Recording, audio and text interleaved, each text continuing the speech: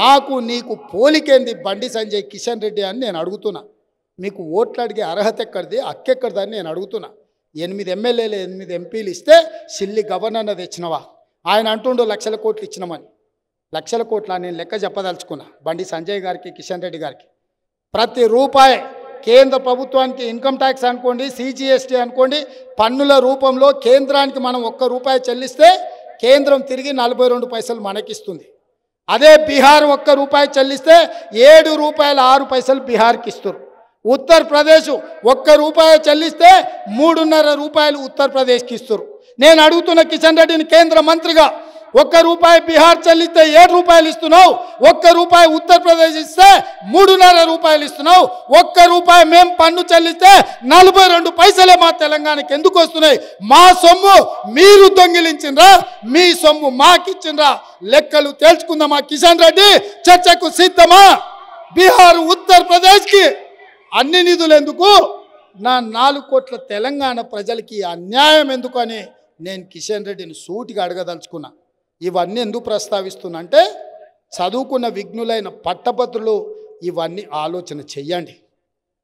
భావోద్వేగాలకో లేకపోతే వాళ్ళు ఏదో అబద్ధాలు చెప్తే అబద్ధాల ప్రేరణలో మీరు నిర్ణయాలు తీసుకోకండి. మీరు విఘ్నులు, మీరు చదువుకున్నోళ్ళు, మీరు డాక్టర్లు, మీరు లాయర్లు, మీరు ఇంజనీర్లు, మీరు పట్టభద్రులు. మీ ఓటుకి ఎంతో విలువ ఉంది, మీ ఆలోచనకి ఎంతో పదునుంది. తెలంగాణ ఉద్యమాన్ని చేసిన వాళ్ళు మీరు, తెలంగాణ రాష్ట్రాన్ని సాధించిన వాళ్ళు మీరు. మీ ఓటు ఎవరికి వేయాలనో విచక్షణతోనే వేయండి. ఈరోజు ఆలోచన చేయండి. మీ సమస్యలు పరిష్కరించడానికి జీవన్ రెడ్డి గారికి ఓటేస్తే మీకోసం జీవితాన్నే ఇచ్చిండు. ఇవాళ నరేందర్కు ఓటేయండి. అండగా నిలబడి మీ పనులు పరిష్కరించే బాధ్యత నాది. ఇవాళ పొన్నం ప్రభాకర్కి మీరు ఓటేస్తే తెలంగాణ రాష్ట్రాన్ని సాధించండు మిత్రులారా. ఇవాళ అందుకే మీరు ఆలోచన చేసి నిర్ణయం తీసుకోండి. ఈ ఒక ఎమ్మెల్సీతోని ఈ ప్రభుత్వానికి వచ్చిన కష్టం లేదు, నష్టం లేదు. ఒకవేళ బీజేపీ గెలిస్తే నరేంద్ర మోడీ అమెరికాకి ఏం ప్రెసిడెంట్ అయ్యేది లేదు. బీజేపీని బండకేసి కొడితే మనకు మెట్రో రైలు వస్తుంది, మూసీ నదికు నిధులు వస్తాయి, రీజనల్ రింగ్ రోడ్ వస్తుంది, సమ్మక్క సారలమ్మకు నీళ్ళ మంజూరు వస్తుంది, సీతారామకు నీళ్ళ మంజూరు వస్తుంది, పాలమూరు రంగారెడ్డి ఎత్తిపోతల జాతీయ ప్రాజెక్ట్ అవుతుంది.